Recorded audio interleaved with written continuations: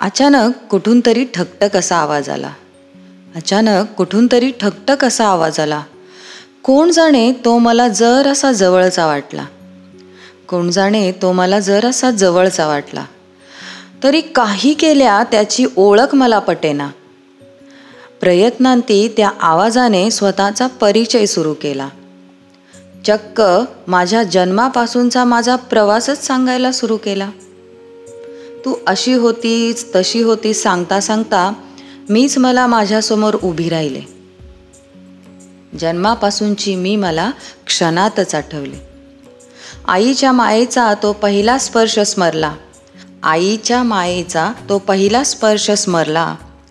बाबांनी दिलेला प्रत्येक आश्वासक शब्द मला आता गवसला.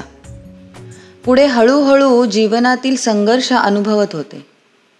खरं तर हा प्रवास जन्माच्या वेळेस सुरू झाला होता. समाजातील जाचक रूढी तू कित्येकदा अनुभवल्या. अनुभवांनी तू खूप काही शिकलीस. अनुभवांनी तू खूप काही शिकलीस. दुसऱ्यांच्या आनंदासाठी कित्येकदा तुझा आनंद मात्र विसरलीस. कारण तुला माहीत होतं की आनंद मिळवण्यासाठी खूप काही सोसावं लागतं. सुंदर धबधब्याला सुद्धा उंचावरून खाली पडावं लागतं. तुझ्या वाटेवर क्षणोक्षणी काटे होते. तुझ्या वाटेवर क्षणोक्षणी काटे होते. तरीही त्याच वाटेवर कधी जिजाऊ कधी सावित्री तुला भेटत होती. तीच साथ घेऊन तू उंच भरारी घे आणि जीवनाच्या प्रत्येक आव्हानांना धाडसाने सामोरे जा. आणि हो, माझ्याशी सुद्धा मधून मधून बोलत जा. हो, माझ्याशी सुद्धा मधून मधून बोलत जा. म्हणजे या सगळ्या प्रवासात मी तुझ्या सोबत आहे. म्हणजे या सगळ्या प्रवासात मी तुझ्या सोबत आहे. मी आणि तू वेगळं कसं? मी तर तुझंच मन आहे. मी आणि तू वेगळं कसं? मी तर तुझंच मन आहे. ती माता आहे. ती पत्नी आहे. ती बहीण आहे. ती मुलगी आहे. आणि ती मैत्रीणसुद्धा आहे. अशा वेगवेगळ्या रूपात आपण तिला रोजच भेटत असतो. आणि रोजच भेटणाऱ्या व्यक्तीसाठी कशाला पाहिजे वुमन्स डे? असा साहजिकच विचार तुमच्या मनात येत असेल.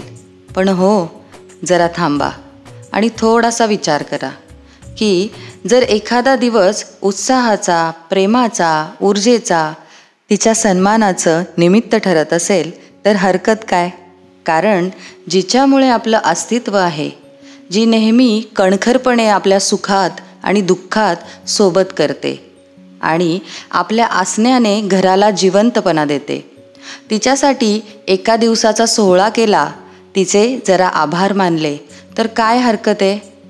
काय हरकत आहे थोडी कृतज्ञता, थोडी काळजी आणि थोडं प्रेम दाखवलं तर? आणि हो, हे सगळं केवळ भावाने, नवऱ्याने किंवा वडिलांनीच करावं असं नाही बरं का. कारण जसं पुरुषांच्या आयुष्यात आईचं, बायकोचं, बहिणीचं असं वेगळं स्थान असतं, तसंच कोणतीही व्यक्ती असेल, मग ती स्त्री जरी असली तरीही तिची बहीण, तिची आई, मावशी, शिक्षिका अशी कितीतरी नाती पावलोपावली तिच्यासोबत असतात आणि तिच्या प्रत्येक यशात त्यांचा वाटा तितकाच महत्त्वाचा आहे. वुमन्स डे हे केवळ कॅलेंडरवरची तारीख नाही, तर हा दिवस आहे त्या प्रत्येक तीचा, जी सक्षम आहे, जिने प्रगतीची नवनवीन शिखरं गाठली आहेत आणि अजूनही तिचा प्रवास थांबलेला नाही. कारण अजूनही तिला गरज आहे नवनवीन संधी मिळण्याची. तिला तिच्या प्रत्येक आव्हानांना सामोरे जाताना तिची साथ देण्याची.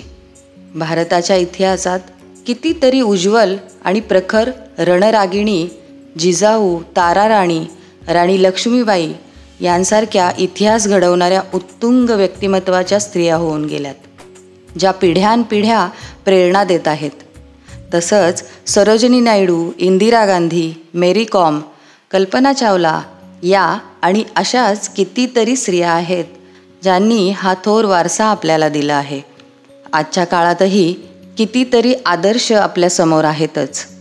म्हणून शिव आणि शक्ती ही जशी संपूर्ण विश्वाची शक्ती आहे, तसेच स्त्री सशक्तीकरणासाठी स्त्री आणि पुरुष यांनी मिळून भारताचा इतिहास आणि महिला सबलीकरणासाठी एकत्र प्रयत्न करण्याची गरज आहे.